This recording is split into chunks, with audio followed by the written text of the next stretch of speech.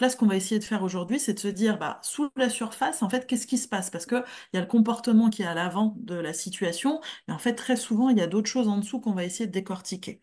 Si on regarde par rapport au diagnostic qu'on va souvent entendre par rapport à ces comportements qui sont compliqués à gérer au quotidien, en fait, on a le terme du TOP, qui est le trouble de l'opposition avec provocation. C'est là où justement on va avoir cette opposition très active, très bruyante. Et aussi, c'est ce côté totalement de dysrégulation des émotions. On va avoir des colères qui sont très explosives, alors que quand on est dans une opposition plus d'évitement, donc passive, c'est là où on va avoir plus de diagnostics de troubles anxieux, de dépression. C'est-à-dire qu'il y a quelque chose qui va glisser, c'est-à-dire que le jeune, il va sortir, éviter la tâche, et ça va créer une forme d'inertie qui va être très, très, très difficile pour les parents, parce qu'en fait, on va plus avoir de prise à ce moment-là. Et plus ça va prendre de la place au quotidien, plus on va arriver jusqu'à même des signes de burn-out autistique. L'idée de changer de regard, en fait, c'est vraiment de se dire que en tant que parent, en fait, on se fait piéger, et c'est normal, on se fait piéger par ce qu'on voit.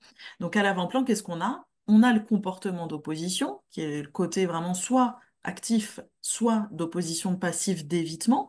Donc nous, qu'est-ce qu'on va faire? Ben, en fait, on s'attache à ce qui est à l'avant-plan. Sauf qu'en fait, on va vraiment essayer de changer de posture pour comprendre qu'en fait, en dessous, la surface, il va y avoir d'autres choses qui se jouent, qui vont expliquer ce qui est en train de se passer. Donc c'est à nous d'apprendre aussi à pas se faire trop piéger pour arriver à analyser d'autres choses en dessous, pour désamorcer la situation et aussi, en fait, sortir de l'affrontement.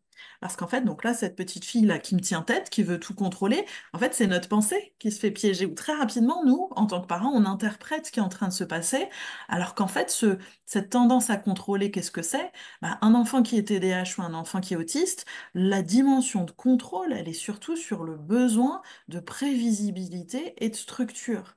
Donc ce côté très rigide dans le comportement qui va apparaître, on a l'impression que ça nous remet en cause en tant que parents, alors qu'en fait, comme le dit très souvent Alexia, le comportement, c'est un message. Il vous montre quelque chose et ça va être à nous en tant que parents d'aller creuser pour aller voir en dessous ce qu'il y a sous la surface.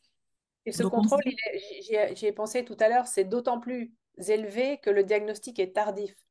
ouais, C'est-à-dire que si votre enfant il a un diagnostic à 4 ans, vous allez il y a un peu plus de chances que vous ayez moins de contrôle, enfin, parce que vous allez mettre en place des choses. Mais si vous avez un diagnostic, ce qui est souvent le cas après 8, 9, 10, voire 12 ans, bah, pendant tout ce temps-là, votre enfant, il doit trouver ce que vous faites pas forcément très cohérent, même si ce que vous faites est cohérent pour un enfant typique. Et donc, du coup, bah, il commence à contrôler l'environnement et à contrôler un peu comment vous faites les choses. Pas parce que ce que vous faites est pas bien, mais parce que c'est pas adapté au fait qu'il est autiste. Sauf que comme vous le saviez pas, mais il s'est débrouillé. Donc, c'est vraiment un comportement d'adaptation, mais qui peut être désamorcé à partir du moment où on comprend à quoi il sert. exactement, parce que nous, on réagit en tant que parents, alors qu'en fait, très souvent, en dessous de ça, il y a de l'anxiété. Pourquoi on a besoin de contrôler autant son parent? Parce qu'on est très dépendant de son parent. Donc cette dimension de contrôle et de vouloir absolument avoir le dernier mot, c'est aussi parce on a un niveau de dépendance qui est important et qu'en fait il y a une anxiété en dessous, hein. Un enfant qui a un top, un enfant qui a un évitement, c'est très souvent qu'en fait en dessous il y a vraiment un besoin de structure et un besoin d'accompagnement de cette surcharge qu'il va y avoir en termes d'émotions, hein. Donc, on se dit, sur la dia suivante, on va se dire vraiment, attention, quand il y a un refus ou un évitement, ou ce côté vraiment très, très opposant, en fait, c'est sans doute que ça va être le symptôme d'une difficulté ou d'un besoin sous-jacent qui va s'exprimer de manière très maladroite, quoi, en fait, hein.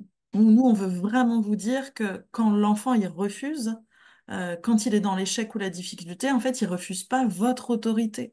Il est vraiment en demande d'aide à ce moment-là, même si en présentation, c'est assez explosif.